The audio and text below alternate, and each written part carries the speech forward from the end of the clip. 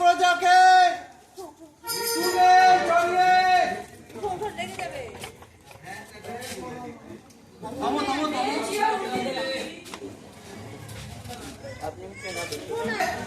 তুলে চড়িয়ে চরম দণ্ডে দণ্ডনীয় করা হবে।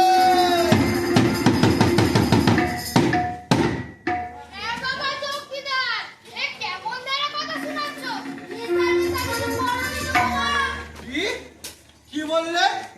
আমাকে নেশাখোর জানো? তোমাদের দুজনকে নিয়ে গিয়ে আমি স্কুলে চড়াতে পারি। কিন্তু বাবা তা বলে রাতে দেখো আর দিনে ঘুমাবো, এই কেমন দাঁড়াই হলো? যেমন যে তেমন নাই, কথাই শুনোনি? যেমন কুকুর তেমনই মুকুর।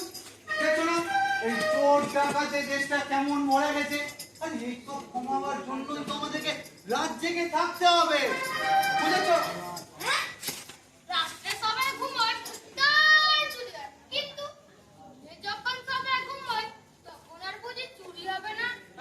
দেখো মাথায় তোমাদের মুন্ডের গোবর ভরা।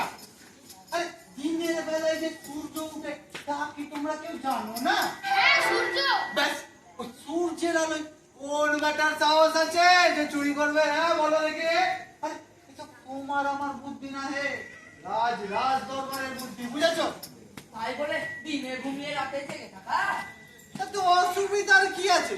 আর 24 ঘন্টার মধ্যে 8 ঘন্টা ঘুমাবে, বাকিটা তো চুল চেরার সময়। কিন্তু চৌকিদার মশাই আমি বলছিলাম না না না, এখন তোমাদের সাথে আমার গজর গজর করলে চলবে না। এখন এই ঢোল কাঁধে নিয়ে আমাকে সারা রাত জমায় ঘুরে এই আইনের কথা সবাইকে শোনাতে হবে, তাই তো? যাও এখন তোমরা এই পথটা খালি করে যাও, দেখি যাও। আহা শোনা ভাইয়া, এখনো তো ঢের বেলা, কিছু চৌকিদার বানালেই তো হয়। তাতেও কোনো লাভ হবে না ভাইয়া। কেন হবে না? আলবাদ হবে না, আমি বলছি হবে না।